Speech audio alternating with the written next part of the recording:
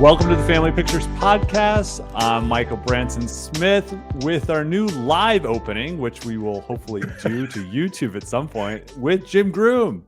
Yeah. Oh yeah. You introduced me. I appreciate did. that. It saved me a step. Oh, good. Oh, good. And Jim, you're looking quite sharp this day. You know, we were talking about this is about as dressed up as we get these days. Exactly. And it's just because it's getting cold here in Trento. So the flannel is purely practical. But and the Italians don't believe in heat because of the cost. So, you usually wear flannels indoors. Yeah. So are you going to be progressively wearing more and more sweater well, layers? You'll notice throughout the year, I started changing my wardrobe. I had sweaters. You were always in a t-shirt. Like I would sweaters, whatever. And you basically were t-shirt because you actually in America use heat.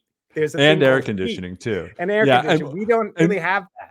Well, and also, I mean, it's also famous in New York that you'll have not this particular apartment, but old apartments where they'll be like blazing hot in the middle of the winter, so people like have their windows open too. It's true. Yeah, those hardcore water heaters, right? Yeah. It's like steam heat, right? Yeah. It's like you're really in the bottom of a boat. Yeah. Oh God. Speaking of the heat, because we are doing the Slums of Beverly Hills, our final family indie film, the 1998 debut feature of Tamara Jenkins, writer and director. And this represents, what did I say? This is episode 37 and a culmination of like, we did 1, 2, 3, 4. This will be our fifth indie film from the 90s, and a second one that actually focuses on the 70s. So, the Ice Storm and this film, Slums of Beverly Hills, both, have a setting of the 70s on opposite coasts. But welcome to Dollhouse opposite class positions in some ways. Yeah. Right? But this is our second LA film. We're total like coastal normies here. In our affinity. What is that whole swath of land between New York and LA? It's not Italy. Exactly. And so this is a really semi-autobiographical film. Tamara Jenkins is telling a lot of her story of growing up, in the 70s after the falling apart of her, her father and mother's relationship. She tells a lot about how her dad was, quite a character. He was like a strip club owner in Philadelphia, and he was constantly reinventing the business. It went from like the Black Cat to the steakhouse to this next other restaurant. And every single time it was the result of having been raided by the cops or having been hit by the tax man or, running out of money because he'd been gambling too much at the track. And she also talked about how every once in a while, and this is, this is like a very 70s thing where a dad would just disappear. Right. I mean, even my wife's talked about how like her mom would talk about like how her dad would just like disappear for not like this, like months at a time, but like a couple days and then they'd come back. And it's like the Don Draper character. It's like Cassavetes' husbands where they all just go to London or, like we should do Cassavetes family films. Those would be interesting. Yeah. And so at some point it had been almost a couple months and Tamara, like 8-year-old Tamara was like, Mom, where's like dad? And he's like, he's in Beverly Hills. And she's like, wait, what? And Beverly Hills was like this magical place from television. It was like a nirvana in her mind, honestly. And interestingly enough, he slowly but surely called all the family members out there, leaving behind her mother. And Tamara talked about how it's like, when you're a kid, you don't really like have thoughts about it because you're just a passenger to the event, right? As a child.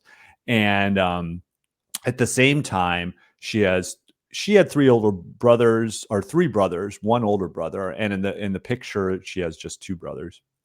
But the thing that's interesting is he becomes a car salesman and they're in financial dire straits basically their entire time out there, but he's obsessed with staying in the 90210 zip code.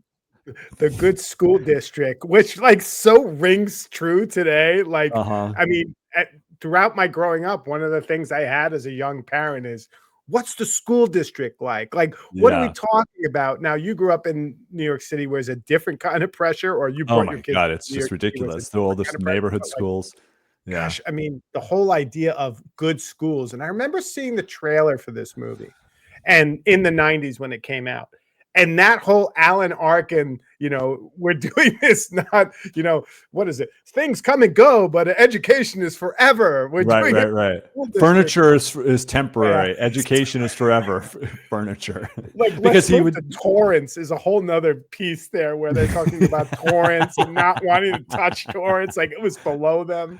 There was some yeah. great comedy in here, especially like inside LA comedy about like torrents versus, their Bella Casa Villa, they're Yeah, like yeah. crazy stuccoed, multi apartment houses that they call dingbats. Anyway, it's so much great detail in this film about the whole LA living circumstance and Yeah. situation that I And I really think love. that's one of the things that I think I have enjoyed a lot about this like tour of independent films um, and families is they do such a great job of identifying and giving a portrait of a microculture, Yeah.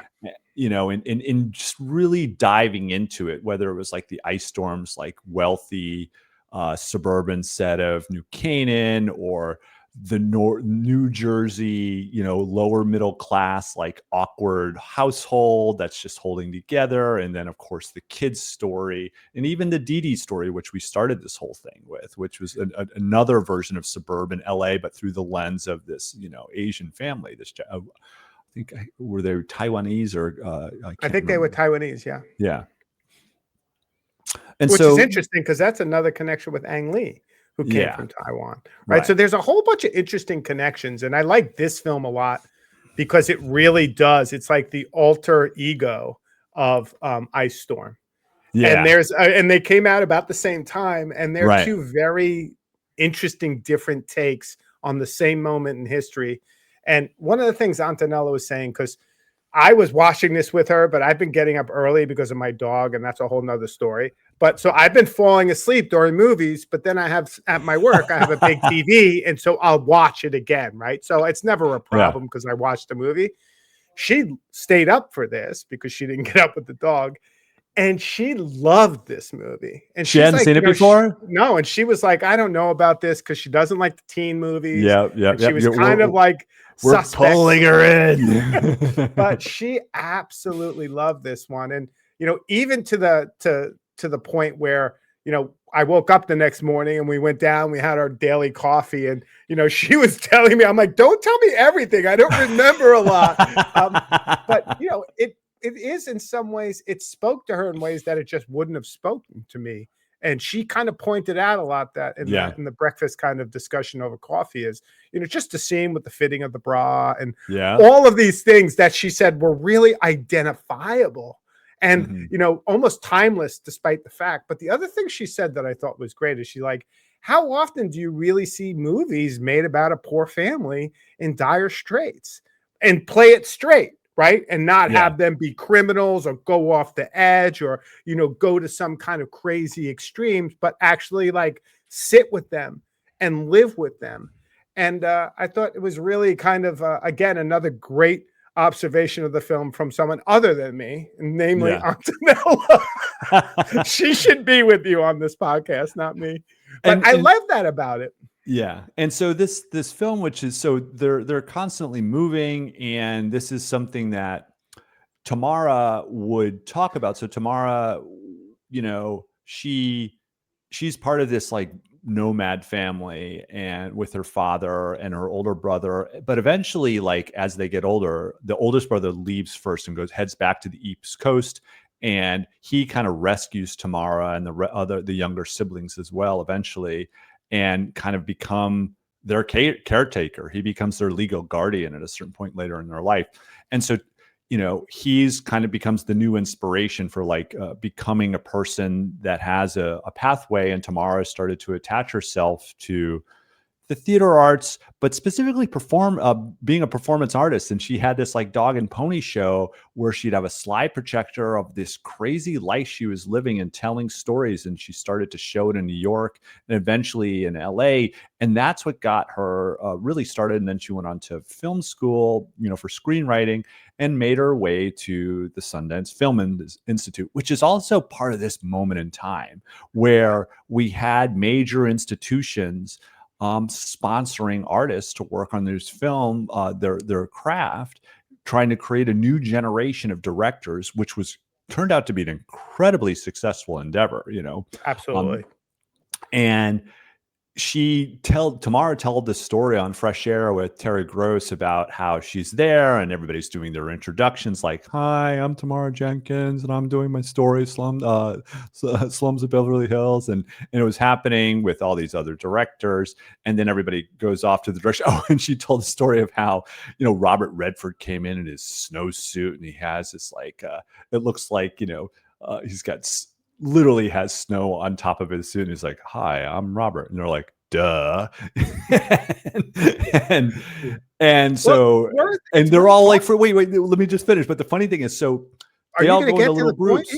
The whole point is Robert Redford starts walking towards her in this little group she's talking to. And she starts to walk away like, I'm not the one, the important one. So she excuses herself like a waitress to walk away. And he grabs her by the shoulder. And he immediately connects with her because he himself had grown up fairly poor in Southern California. And he sees her as a New York girl, a New York woman. And it's like, how do you know so much about, LA? And he becomes an executive producer, turning his like small production company on her. And he kind of becomes her sponsor in a lot of ways. I mean, my point was simply, it's interesting because, Robert Redford just died.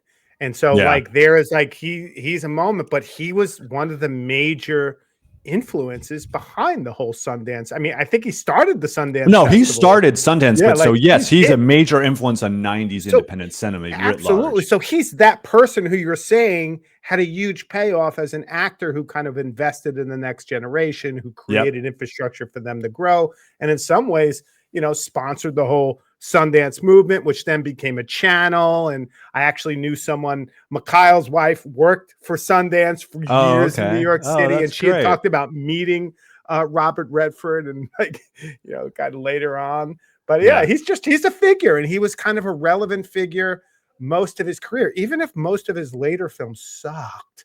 That he did. Well, he transitioned to The Ambassador, but a really, really, incredibly important one. Like, he was the face of independent cinema. Like, Sundance became the American Cannes Film Festival, right? And this was and through the 90s, this is where major deals happened. You could show up with a film and it would get sold.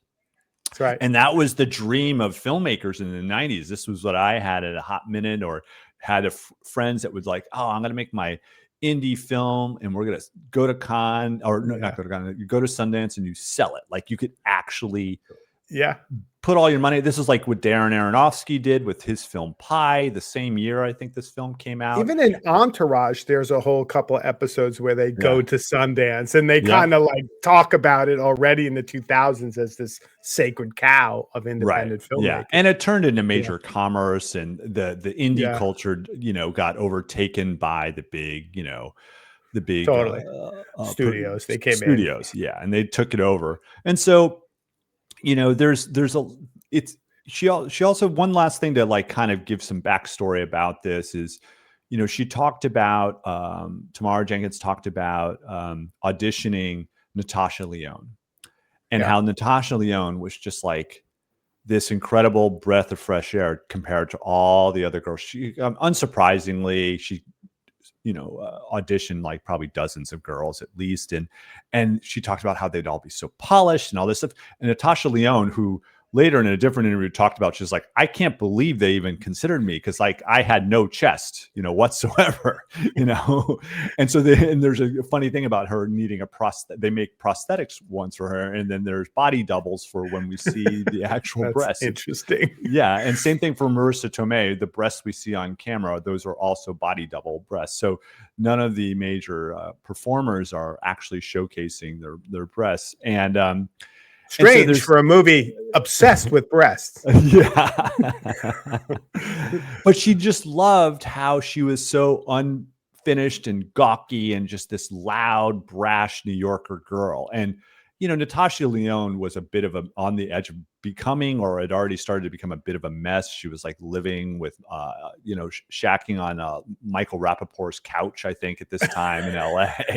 And, and he's quite a character in the indie film movement, like super fast talking, like, yeah, guy. And I'm who I loved. Lloyd. And then, so after selecting her, and she's like, she did this exercise with her where she gave her these prosthetic breasts that she would end up wearing throughout most of the filming. And she told her to go out in the real world as an exercise wearing them, because she's only 18, even though she's playing 15 in the film. And Jenkins talked about the very next day she came back after this, having worn her big fancy breasts that she was so proud of on set of getting. And she was the exact opposite, because she was like all hiding and concave. And that's kind of the main thrust in the feature of this story. One of the main story points is, the embarrassment of being a girl who's managing all this unwanted attention, potentially, or wanted. It can vary depending on the girl. But the idea is like, it's suddenly there. You are instantly sexualized when you have bigger breasts, and people are catcalling you in this, and that's what Jenkins talks about. Yeah. And it starts right off the bat with the first scene where it's like a 5-alarm emergency. Yeah. That's the scene we were referring to, right? With the trying on a bra. Right. And this happened in real life to Tamara Jenkins, because she had only a dad, which is another major feature we're going to talk about. It's like she grew up in a boy's world. There wasn't much of a maternal influence once she kind of moved to Beverly Hills with her brothers, and, went through puberty and like her adolescence in LA, surrounded by men and boys. And, she described how one day her phys ed teacher wrote a note for her dad saying, "Hey, it's time for your daughter to get a bra." And apparently he read this note, and it was like she needed to go to the emergency room. Exactly. He took her and flew right out the door, and they went to a department store. And that's the opening. That reproduction is like the opening scene of the film. Exactly. Am I deformed? I mean, the great piece too here is, as Antonella was watching this in the beginning, and I was still awake for this piece, she was like, she not only identified, but she was like, now this too, like the whole idea as a young girl being faced with these people, like putting these kind of like, now you have to do this, now you have to prepare for that, you're going to go through menstruation at some point, like all of this kind of overhead. And she felt like this movie did a really good job of making it not this like great exploration, but like this work, and like the overhead of becoming a woman in some ways, or becoming sexualized. And it's just funny to hear the attendant talk to her and say, "You're a perfect C. Breasts are wonderful," right? Like these things, and you can see her just like, "Come on, basta with all this nonsense." I just want my youth back. Yeah, and it's Natasha Lyonne's like contrasting is like, in her voice, like Natasha Lyonne's voice is so unique, and it's just like, I'm deformed, it's just so great. Yeah, she is wonderful in this. Yeah, and it's a really great, like a lot of times, there is this sense that she's speaking to you and speaking to the camera, and there is that voiceover, but like there is that sense of identification, right? And I think you said it earlier. I mean, it's very much a young girl woman's film, right? And she's taking that perspective and really embedding it. And she's kind of, and somewhat embattled by her brothers, who are part of the problem because they are looking at her breasts and they like are not afraid to tell her, sexualize her at any moment in the house. And they're talking about her in the third person constantly, like too. Like it's just like it's like the classic, like I'm right here, and there's the opening scene where they're going to the Sizzler after escaping in the middle of the night to avoid the next month's rent on their first move of the film. And they're at the Sizzler. Let's get steaks, and at Sizzler.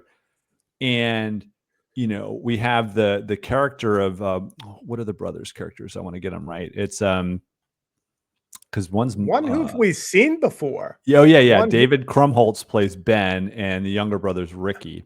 And David Krumholtz, who we got to see and also in the Ice Storm as as the kind of like schmoozy prep school boy, who makes it with all the women that the Elijah Wood character can't. Well, David Krumholtz has got talent, he's very comfortable in his skin, in his tiny whities, totally. Running around. That was part of the movie we didn't need to see. And so this is the scene after the bra scene, and she's wearing a halter top as one normally would, a woman or a girl normally would without a bra. And her dad's like, go put your bra on, in this like very controlling fashion. And he's like, leans to Ben. It's like, don't you agree with me? And Ben's like, Dad, I mean, your daughter's stacked. And she's like, it's like this conversation about her body right in front of her. And it's just really hard. And there's this one quote that I love later at some point where she finally tries to defend herself in front of, because Elliot, who's played by Kevin Corrigan, it's happening to her selling them pot in the apartment. And she's trying to defend herself as yet again, they're talking about her body. And she's like, I don't go around talking about your morning boner. So don't go around talking about my tits, like, this is like, would you please just stop? But it's just pretty much relentless. There's an interesting moment here in the Sizzler, if we're talking to that, where my son and I are watching this, and I was doing the rewatch and he was in the office with me and they were talking about Sizzler and going to get steaks and he was kind of following. And so he says to me, so they're like rich, huh? And I'm like, no, what do you mean? He's like, well, they're going to eat steaks. And I was like, no, Sizzler in America is kind of, because he doesn't have that reference, is kind of like low rent place where you go when you're going out, but it's not very expensive. And the steaks aren't like a steakhouse steak. No, they're super thin, cheap cuts. So he totally lost the plot very quickly, which I thought was funny. Yeah, that's awesome. I mean, that's the kind of that. And I mean, and that's the whole, this is something you brought up, the idea of how much this film focuses on class in the 70s, and we learn very quickly that the reason that Murray, who's played by Alan Arkin, who's the dad, we haven't even like given the full cast of characters. We have the wonderful Alan Arkin, who's remarkable. Greatness. Playing Vivian's father, and we already mentioned David Krumholtz, Natasha Lyonne, and then there's Eli Marienthal, who I think went on to be like a voice in the Iron Giant, if I recall correctly. Yeah, I'm pretty sure. I could be wrong on that. I was like looking through Wikipedia's quickly, but anyway. And Marissa Tomei as Rita Abramowitz. Yeah, the cousin, Murray's brother's daughter. So who's going to show up soon? We're going to talk about her importance in the film and how she kind of literally shows up. Yeah, exactly. But speaking of this time, it's the reason that Murray's doing so well, so poorly financially, is he's a car salesman, and it's the gas crisis, and he sold big gas guzzling Oldsmobiles, and they're just not selling anymore at this time. Yeah, and that's all again in the background, but this film really doesn't like focus too much on why they're in the situation, just that they're in the situation. And it's almost like a kind of survivalist take where, they're just doing what they're going from place to place, one bedroom to one bedroom, outrunning the landlord just long enough to survive.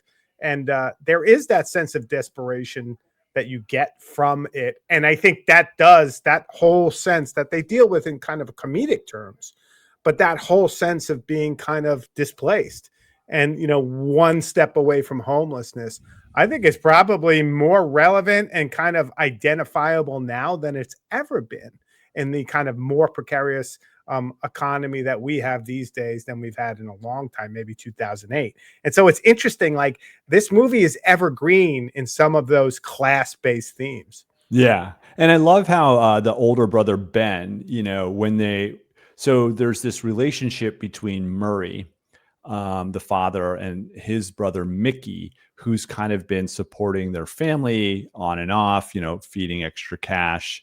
And you know, Mickey ends up stepping up because they're going to be a caretaker for his daughter, who's a bit of a mess, Rita, who's played by Marissa Tomei, and we'll talk about that in a minute. But the idea is they move yet again within like days of being in their other across the street to a much nicer apartment, the nicest one they've been in like probably ever, and they're enjoying like the Formica tables and the shag carpet, and suddenly like there's like, are we bourgeois now, is the quote from like Natasha and Elliot, and Ben goes on to define the classes, and I love that. He's like, well, dad's white collar, but he's a salesman, so he's kind of working class, where his brother, he owns his own business, he owns property, and it's just like he's keenly aware of their circumstances, and they all are, and they're trying to constantly negotiate, how can we rise up, how can we get out of this situation, because their impoverishment is something that is also a big source of embarrassment and awkwardness for both, I think, principally presented by Vivian, and also by Murray. Like he's managing it. I mean, the brothers could care less. Like they're their own planet, and that's what I love about them. Exactly. Care less about everything. No, but you're right, and I think Murray, played by Alan Arkin, just plays that piece of it. The fact that he's older, he's like getting to the end of the road. He's got to think beyond his guns, but he's almost all out of ideas. He's even thinking about being a companion. Like he plays the role of an older dad, who's hanging on by a thread really, really convincingly and well. Yeah. He's the one this time around identified with most in the story, right? Despite some of his problems. Like I really like his character was very identifiable for me. Yeah. Like being a family father, feeling that pressure and that whole sense of it. Like he came out very well, because Vivian obviously is her own thing and going through her own thing, but very much in parallel with what her dad is going through. Yeah, he in the way his story is presented is really interesting, because there's this one side where he's like kind of freaking out and trying to identify how does he control his daughter's, burgeoning sexuality. But at the same time, he's still trying to imagine himself as like the provider or the tough guy. He keeps asking his kids, like, punch me in the stomach. I'm still a rock down there, aren't I? Like I'm solid. And there's this great moment where he does his whole stake story, Elliot, who becomes like the boyfriend of Vivian in the characters. All the kids have heard it a million times, but they love hearing this story. And it's his way of kind of latching on to a better version of himself. And in this story, he's still a nightclub owner, which I'm guessing based on the actual history. And he's talking to his cook, Charlie. And, he's forcing Charlie, who's really awkwardly trying to leave. He's like, I got kids, I got family. And you feel for Charlie in this moment initially. And he makes him sit down and do a shot or two. And he makes him like give a toast. And right as Charlie's about to give a toast, he takes this fork and he just jabs it into his leg. And you're like, holy shit. But then you realize he's jabbed it into a steak that he's hiding under his pants. Yeah, he has tied stakes to his like calves and thighs and other parts of his body. So he's stealing him from him, and he's stealing him blind, if you will. Yeah. It's a great scene, because that's a different father that we never see in the story, but we all imagine. And now it's those stories that are keeping that family in some ways alive and almost happy. Yeah, I mean, the same thing. It's like, let's go to Sizzler, or they have their routine every time they leave, an apartment, as they're stuck in the car, trying to navigate, the edges of Beverly Hills. What's the next apartment complex that might have an opening that doesn't know who we are, and we can present ourselves as presentable. Um, they had this routine of like, is that Eva Gabor's place? I heard Lucille Ball has that place, and she's got like poodles, or I think that's Eva Gabor, or whatever. Like, and they're like, no way. Ricky's like, oh my God, really? And so this, Lucille Ball, right? yeah, Like, that's yeah, so because it's great. the 70s, and like Green Acres is still on their minds. This is the TV that oddly we grew up with as well, because it was all in reruns. But for them, it's what's on live television, and they're watching. And TV features, itself quite a bit in this film. Like, we have The Price is Right, and these random shows from the 70s that you could see this is how the family would stick together, and the boys in their, they're in their tidy whities and no shirts, and they're eating cereal. But it's this space that they've been living in, as you said, staying happy in, ultimately. Yeah, but I mean, even in every turn, like when they're going and they're looking at Lucille Ball's house, one of the things that, the brother tells them is, and then Lucille Ball's butler comes out and says, Miss Ball is issuing no treats this Oh evening. yeah, And on that whole Halloween. idea of like the wealthy not giving, and they're Yeah. kind of on the outside looking in, and there will be no help for the poor. And so there's like so many elements that it's very easy to read things through the lens of class, obviously. Yeah. But this movie balances it so well, and they tell these funny stories. And in fact, Tinseltown, right? Like, everyone's attracted to the idea of coming there and being discovered, or just the whole industry, right? It kind of takes over your mind. It's this complex of, dream making. And so it kind of erases the fact that, even in the heart of, the dream factory, there is these families that are going from house to house, Yeah. on paycheck to paycheck. And I like that because they're also part of it. But as we see them, because the way the story focuses on them, like outside of it. And I like that this story is able to sustain that in ways that I think really works as a movie that I didn't give it credit for the first time I watched it. Yeah, and Tamara Jenkins even talks about how there was this area of Beverly Hills, around a street named Arnaz Drive, that was known as Divorce Drive, and it was like, because this was the decade of divorce, as she described it, and so there were kids just kind of often left to their own devices, and it was whether it was because they were poor or they're struggling people, but these weren't people you expected to see in Beverly Hills. But of course they were there. They're in every community, ultimately. Exactly. Yeah, it's true. And so I think it's interesting. So there's second family we've alluded to here is we have Rita, who's the older daughter of Murray's brother Mickey. And she's a hot mess, apparently. She's escaped from rehab barefoot, and she's literally running down the highway or the street trying to hitch. And the way that she hitches a four-wheeler is to like open up her gown from the rehab place and hitches a ride to Beverly Hills. And she basically, Murray figures this out and like realizes he can make a little bit of he can con his brother into taking care of them with more money if he keeps his daughter, who's like has impulse issues, or is it alcohol and drug issues. And it's like, okay, this is the angle, this is how and this does lead to the better apartment, as I've already described. But what's important about Rita is this brief glimpse of having kind of a maternal slash sisterly influence in Vivian's life, to finally not have just the boys. And it's presented in some really interesting ways, because first we realize they have a secret language, Yeah, and that was bizarre. Yeah, yeah, totally. it's like Pig Latin-ish, basically, but it's a hybrid of Pig Latin. And if you listen to it closely enough, you can kind of hear, oh, there's the phonetic of the words they're speaking, especially if you have because there's subtitles, that because you Yeah. don't know what they're saying. And so it's like, okay, she had a girl, a sisterly older sister type that was in her life at some point. And she becomes this one who's like, yeah, oh, your boobs are great. Don't you worry about it. They're one of the best things the best thing that your mother gave you, because, otherwise her mother is absent from her life.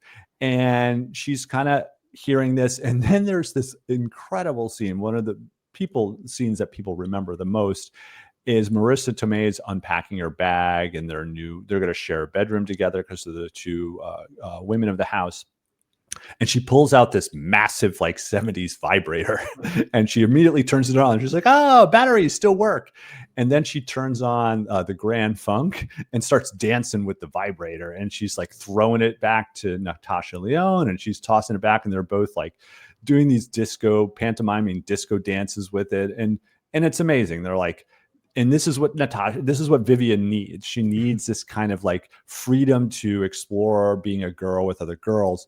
But then it's so sadly just like interrupted by Murray. Murray hears all the commotion. It's kind of the classic dad, like, what's going on in there? He doesn't do that. He just literally opens the door and stares deadpan. And it's the classic, like, he's not behind me kind of meme of a scene, and Marissa Tomei turns off the music and he just stares her down. And, as a dad, like, it's not like I've walked in on my kids doing anything that would make them feel uncomfortable, but it's not like I wouldn't know to give my kids space as they're teenagers, even if it's with their friends. It's like, it's even simpler. Like, the goal in these situations as a parent, in my mind, is like, just like close the door immediately, and say, and just walk away, and avoid the situation. Don't get into it.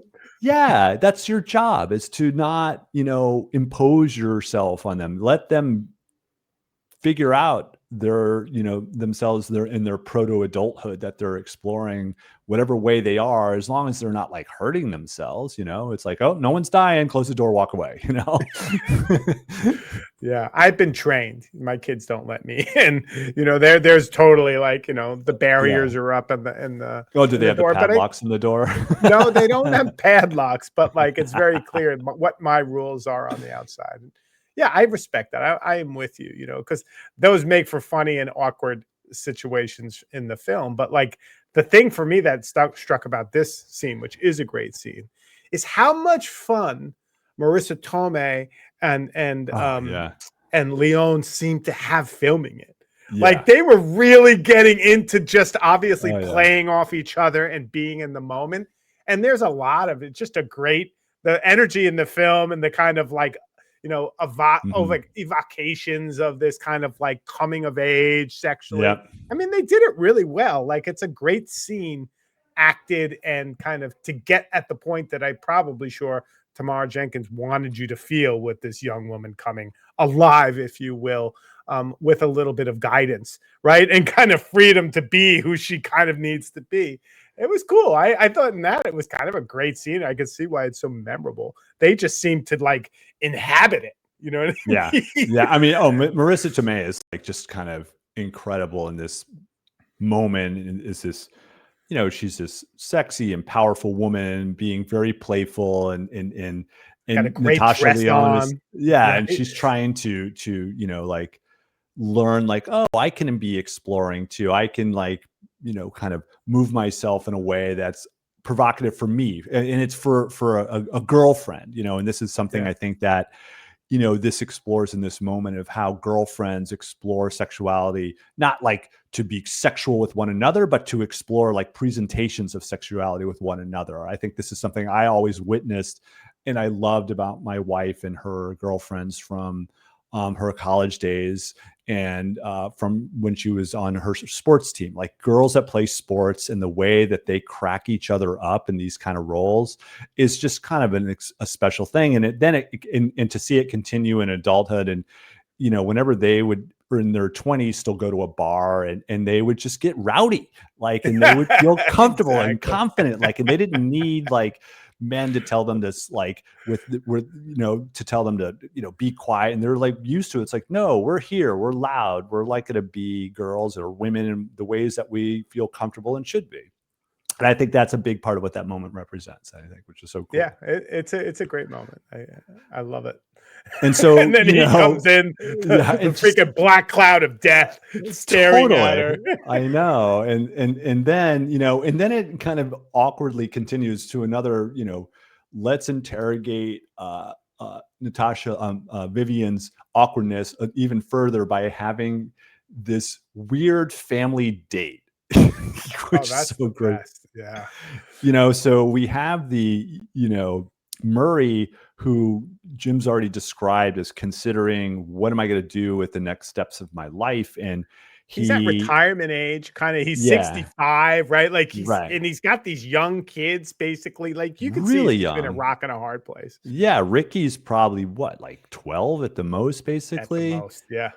And, and Vivian's like going to be a freshman in high school. And you get a sense that Ben is probably junior, senior, whatever.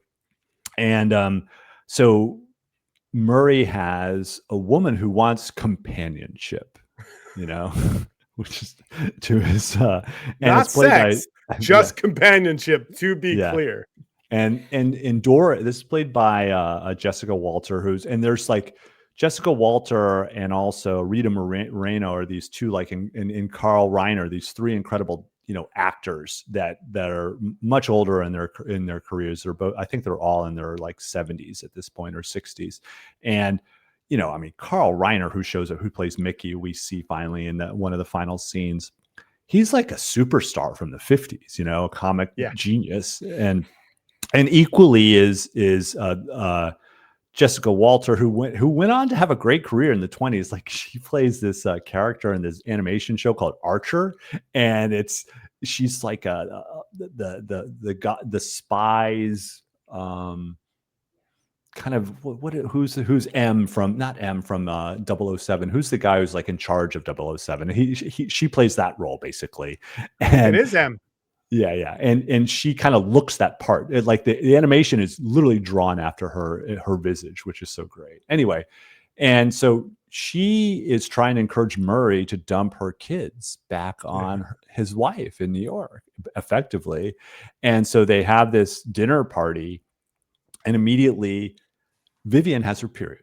And so, she kind of makes this sham of like going under the tables and pulling Rita under there to talk about it. And Rita's like, I don't have my period anymore. And she's like, what? It's like, I'm pregnant. And we're like, oh God. And that's right. How that's revealed. And in the meantime, so she excuses herself to the bathroom, but the boys are instantly making fun of her again.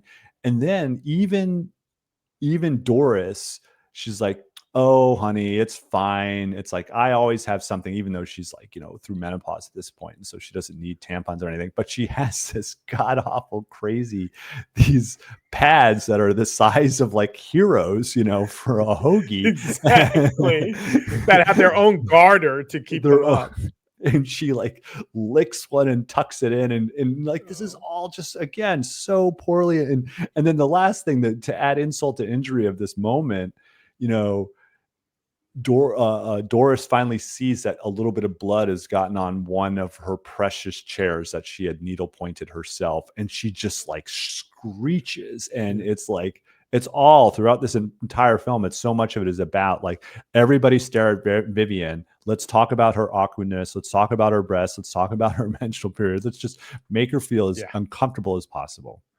Yeah, and I think the Doris character, I have to say, I was surprised when she was still around after this scene. So, like, she still like hangs out. Like, I was like, oh, it's interesting. So she really did want someone who would be like you said, like, what's the word that you had said earlier? Like a partner, a partner, but not a kind of sexually interested. There is a better a companion. I think it's a specific. That's it. Exactly. Right. And I think it's interesting because she has very specific needs that she has, but the kids are not in that picture. And he's at an age where you can see it, but it also leads to one of the most, I think, touching moments with his character, who's a complicated character to say the least. When he says, like, these kids are everything to me. Without them, I'm nothing. What am I going to go give up being a dad and help defining, like, my sense of who they are and who I am, and just kind of be, her gopher. And there's that sense, like, and I Mhm. think he plays that so well. And I love that scene when he talks about how they give him meaning. Yeah. Yeah, and this leads to also probably one of the nicest scene between the brothers, and it's kind of fun to set up the brothers for a moment because, like, the way they're presented as siblings, like these two are in another planet throughout the entire film, right? So they crack each other up. The older brother Ben, like during the dinner, is just like he had earlier in another scene had basically called his sister a hermaphrodite because she's wearing this like cream on her upper lip to try to prevent, like thin hair growth that Rita's given her. And Ben's like, oh, so you have a mustache? What are you, a hermaphrodite? And then and Ricky's like, what's a hermaphrodite? And he just brings it up during dinner, and like that cracks up Ben Yeah. because Ricky's being inappropriate and he doesn't realize it. And then later on, after Vivian's dealing with having her period, and then Ricky just like Ben goes to Ricky, women's problems, right? And then literally Ricky spits his drink out across the table, and they're just like, they're a riot in a minute, and they're always in their underwear with no shirts on, watching TV, eating cereal and tricks, and getting his bong. Ricky's going off to get his older brother's bong. There's a great moment with Ricky when I think it's after this night, and Ricky says to Ben, is Dad old? Yeah. Or basically it comes up that the father is old. Right. Well, it's led into right after the dinner because Ricky's really disliked being there, and she's like, she smells old. Yeah. And basically he's saying, well, Dad is old, he's kind of he's a senior citizen.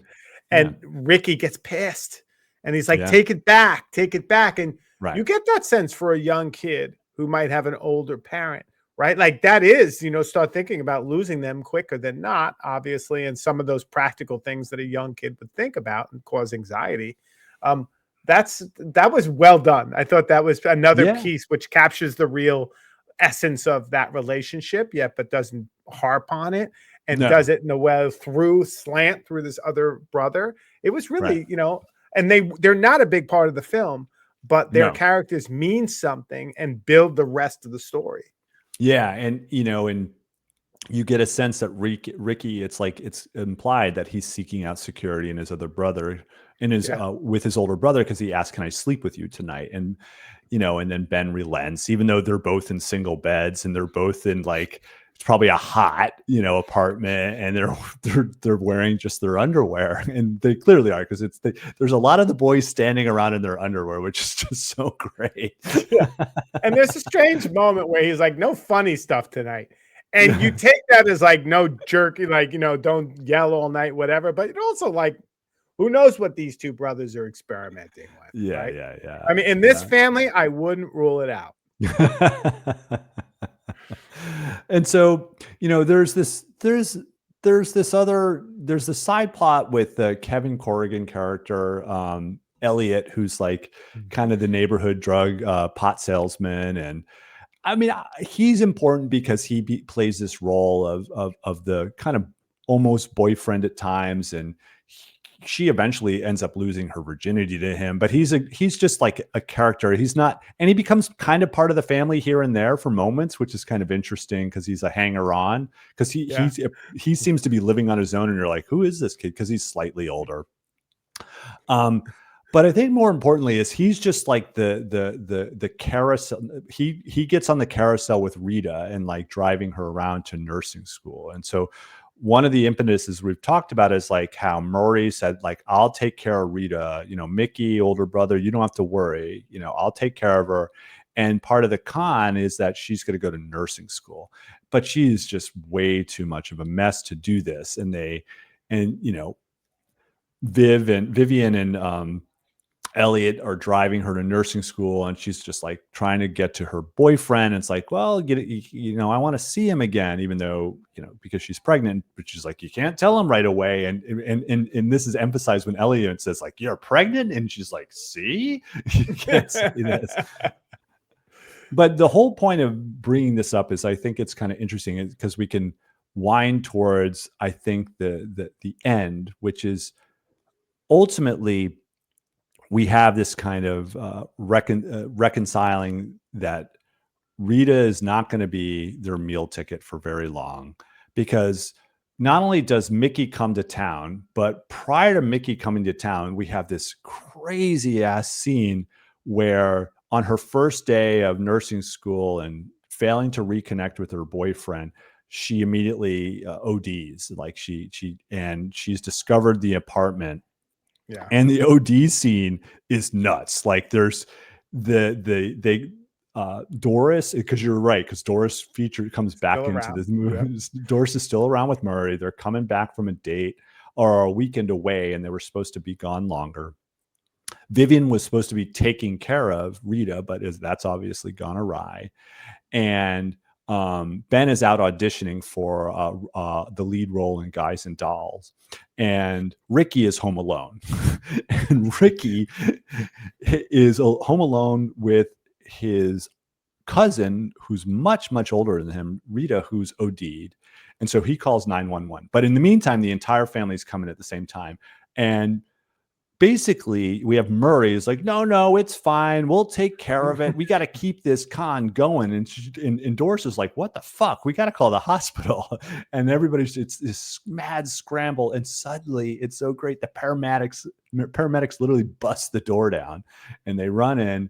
And so while the paramedics are pumping Rita's stomach, Mickey calls on the phone. Doris chides Murray for taking money from his brother because she's discovering this. That's why they're doing this whole thing. Elliot picks up the door, as he's trying to make coffee, but then he finally is like, just tries to leave. So he picks up the door and tries to take it off. And then finally, the best thing is Ben just knocks it right down and he comes in and it's like, Sky Master's in his mind. So there's just like this total family chaos, of like, and so it's not going to survive this whole scene. This whole scamming of Mickey. No, and it doesn't. And the final scene is kind of funny because, it has Vivian kind of, inhabiting her dad for a moment. So they're trying to put on a play for Mickey, who's the uncle who's been bankrolling them, and him and his wife are there, and they are, pretty obnoxious. And it gets to the point where, they're trying to play that, the cousin has been at nursing school and that she's kind of pretending and she's taking the pulse, but she's kind of slapping the wrist, which makes no sense. And Vivian's kind of like, no, take the pulse, but it's going terribly wrong. And then finally it kind of comes out that, she's pregnant. But does it come out? And then he starts really railing. Well, he rails on him first. Like he does. Yeah. It's but that's a brutal scene. It's really brutal, but it's intentionally parallel of Murray's favorite story of reminiscing about Charlie, because in the Charlie story, at the end of the Charlie story, which we hadn't talked about, is how he says, let them know who their real father is. Exactly. I'm their father, not you, Charlie.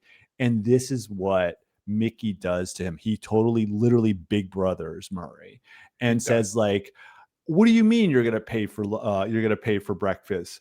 You're not paying for breakfast anyway. It's my money you're using to pay for breakfast. So let's quit the charade. It's a rough.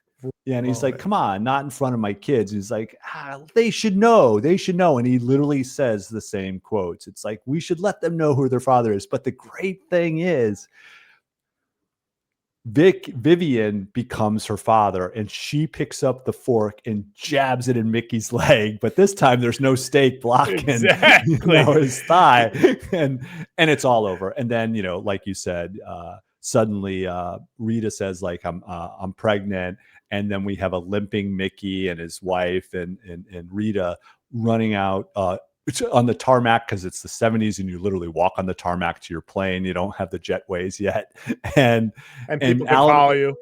Yeah. And Murray's like running after him and saying like, wait, we can fix this. But it's Natasha Lyonne who's now inhabiting the role of her dad and saying like, let them go. We're better off with, we don't need them. And this standing on despite your circumstances. And this is what you're talking about. And like, this was a time where, and I think what's cool is like this is epitomized in films like All in the Family, or in even the early days of Roseanne. If you remember, like if you Yeah, have, totally. despite your economic circumstances, if you have a family that has a community, it's a real community, and you have connections with one another. So, this is where Vivian finally comes to terms with the idea of like, even though, my family's a mess and they're terrorizing me with their comments about my breasts, they're still the people I look to and want to Yeah. connect with more than anybody else. And even Rita, like there's this prior to the explosion between Mickey and Murray, Rita and Vivian had this awkward moment in the bathroom where she's trying to still put on her nurse outfit for the performance for her father. And, there's this preceding scene that's really awkward It about, is. It's an interesting scene. I didn't see that coming. Like yeah, where Murray would make a move on his niece, yeah. And, and he and, does. and he does, and he immediately like tries to take it back, if you will. And Rita tries to accept like it's fine. But of course it's not fine. And Vivian happened to witness this. And Vivian is kind of blaming Rita in this moment in the Yeah, bathroom now the next day. And I love this scene in that they're communicating through their secret language, and they're bouncing back and forth between speaking in English and their secret language. Is this coded way of talking about hard things, right? yeah, And it's this really clever piece of writing. It's like, let's encode the things that I'd rather not say out loud. And because that's the hard thing about certain really, really raw relationships within families, is like we need these encoded moments to help us through it. yeah. Or even laughter, right? And I mean, laughter. that to And me that's the was Roseanne always, thing. Yeah. yeah, that was always the saving grace when, because I grew up in this era, right? Going from I'd be probably the young kids age, going from the 70s to 80s. And once you start going to the 80s, everything was about class. It was all about class markers. It was all about money. Wall Street became the Wall Street we know now, of just complete irresponsible assholes, right? Who kind of putting everybody's money like it's a huge gambling. And Hmm. so I think like this is that part of that theme in this movie, and that awareness of your social state, and that kind of sense of trying to become comfortable with who you are within it is a not only a salient one, but it's a hard one, right? Like it's really a true, like how would you say, enlightenment, to be able to understand that and to see through a system that everywhere tries to say, like, if you don't have this or you don't have that, or if you're not up to this, you're not full, you're not whole, you're not, successful. And I think it would be hard to be in Murray's situation in that end of the 70s, kind of looking towards, what's coming, right? It Yeah. just gets much worse under the Reagan 80s. And so it's a kind of nice time capsule, again, working beautifully with Ice Storm in terms of two sides of the pole of American culture. And this is kind of a little bit of American culture that doesn't seem as lost, oddly. They understand the stakes, and they're very keyed into like how the system works, and they learn early, right, these kids. And that's the other side of it, right? Like sometimes when you do have to scrape, and when you are put in these situations, you're more mindful. Let's just take the brother, for example, Ben. He's always kind of licking the boot of the brother Mickey, because he knows maybe there's an opportunity there. Like maybe he can get a job, or maybe he can get a little bit of a benefit, because he knows what he's trying to escape from. Yeah. So as we kind of end, this is our third series we've done here. Okay. Which is kind of cool. We did the John Hughes, Cameron Crowe, like 80s coming of age, teenage drama, SmackDown, 70s horror, hot summer 70s horror families, Yeah. some of the archetypes of horror that came out in the 70s. And now we've done this indie families. And I thought I'd ask you, kind of like how you asked me about the horror genre. What about this way of approaching portraits of family kind of stands out to you in comparison to, I mean, not so much the horror stuff, because that's its whole Sure. obvious, like metaphor driven kind of presentation. But I wanted you to more think of it in contrast to like the 80s portraits of family through the lens of Cameron Crowe and John Hughes, and how they were also talking about class issues quite often and quite a bit. But you know, the indie perspective, how do you feel like is there anything that stands out to you? It's almost like Duncan from remember Duncan from Some Kind of Wonderful, and his father, and so he was basically the bad kid, and his father was a security guard.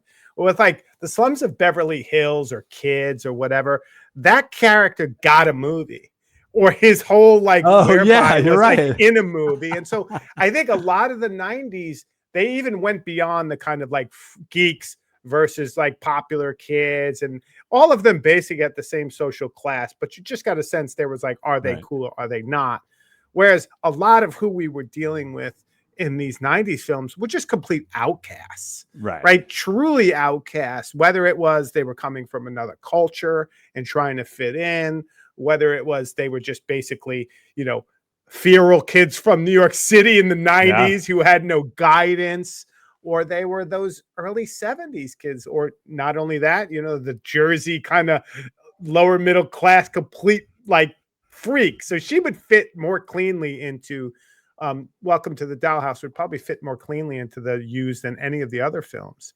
In that, I think it took what the 80s did and kind of wrapped up as a product, and it kind of went deeper, and it explored like, what about that whole part of the culture that isn't being shown in that very simple dichotomy of, popular versus geek. And I think for that, it's quite rich.